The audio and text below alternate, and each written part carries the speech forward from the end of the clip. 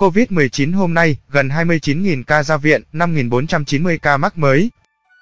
Ngày 2 tháng 10, Bộ Y tế cho biết, số ca mắc mới COVID-19 giảm đáng mừng, với 5.490 ca. Trong khi đó, số bệnh nhân ra viện là gần 29.000, số ca tử vong cũng giảm nhiều so với trước đó.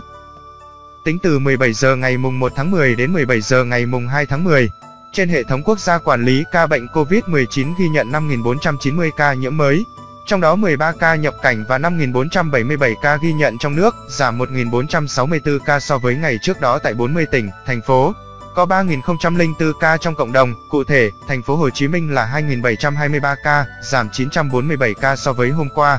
Bình Dương, 1.517, Đồng Nai, 509, An Giang, 139, Long An, 107, Kiên Giang, 77, Đắk Lắk, 59, Bình Thuận, 47, Hà Nam, 42, Khánh Hòa, 36, Tiền Giang, 36, Cần Thơ, 23, Tây Ninh, 20, Ninh Thuận, 16, Quảng Bình, 15, Hà Nội, 14, Quảng Trị, 13, Quảng Ngãi, 12, Nghệ An, 10, Đắk Nông, 7, Bắc Giang, 6, Đồng Tháp, 6, Hậu Giang, 5, Phú Thọ, 5, Bình Định, 5, Vĩnh Long, 4, Cà Mau, 3, Bạc Liêu, 3, Bà Rịa, Vũng Tàu, 3, Phú Yên, 2, Nam Định, 2, Bình Phước, 2, Quảng Ninh, 2, Hưng Yên, 1, Trà Vinh, 1, Đà Nẵng, 1, Hải Dương, 1, Lâm Đồng, 1, Gia Lai, 1, Ninh Bình, 1, như vậy. Kể từ đầu dịch đến nay, Việt Nam có 803.202 ca nhiễm, đứng thứ 43 phần 223 quốc gia và vùng lãnh thổ.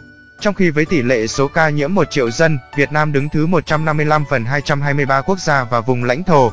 Bình quân cứ 1 triệu người có 8.160 ca nhiễm. Trong đợt dịch thứ 4, từ ngày 27 tháng 4 năm 2021 đến nay, số ca nhiễm mới ghi nhận trong nước là 798.626 ca, trong đó có 659.759 bệnh nhân đã được công bố khỏi bệnh. Đến nay có 12 phần 62 tỉnh, thành phố đã qua 14 ngày không ghi nhận trường hợp nhiễm mới trong nước. Bắc Kạn, Tuyên Quang, Lai Châu, Hòa Bình, Yên Bái, Hà Giang, Thái Nguyên, Điện Biên, Hải Phòng, Ninh Bình, Thái Bình, Lạng Sơn. Có 7 tỉnh, thành phố không có ca lây nhiễm thứ phát trên địa bàn trong 14 ngày qua: Quảng Ninh, Lào Cai, Vĩnh Phúc, Bắc Giang, Phú Thọ, Bắc Ninh, Nam Định. Các địa phương ghi nhận số nhiễm tích lũy cao trong đợt dịch này: thành phố Hồ Chí Minh 395.052, Bình Dương 214.360, Đồng Nai 49.839, Long An 32.682, Tiền Giang 14.107.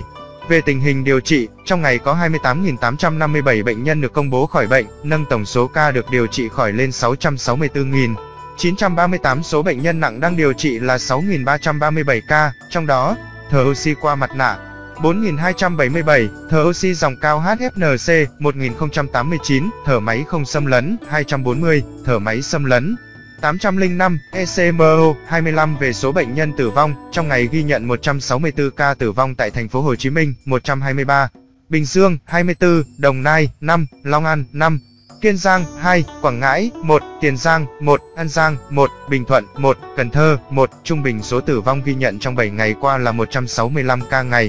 Tổng số ca tử vong do COVID-19 tại Việt Nam tính đến nay là 19.601 ca, chiếm tỷ lệ 2,5% so với tổng số ca nhiễm. So với thế giới, tổng số ca tử vong Việt Nam xếp thứ 34 phần 223 quốc gia và vùng lãnh thổ. Số ca tử vong trên 1 triệu dân xếp thứ 136 phần 223 quốc gia và vùng lãnh thổ. So với châu Á, tổng số ca tử vong Việt Nam xếp thứ 10 phần 49 quốc gia và vùng lãnh thổ. Số ca tử vong trên 1 triệu dân xếp thứ 30 phần 49 quốc gia và vùng lãnh thổ.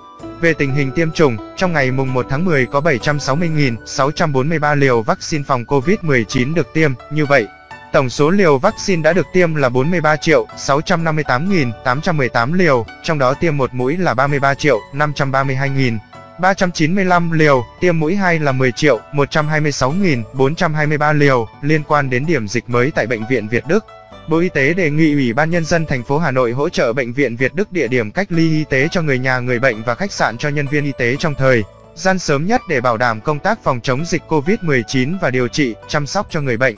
Đồng thời, Sở Y tế thành phố Hà Nội tiếp tục chỉ đạo, hỗ trợ công tác xét nghiệm và các biện pháp phòng chống dịch khác cho Bệnh viện Việt Đức. Chỉ đạo Bệnh viện Việt Đức tiếp tục phối hợp chặt chẽ với các cơ quan chức năng và Sở Y tế thành phố Hà Nội thực hiện nghiêm các biện pháp phòng chống dịch, bảo đảm an toàn.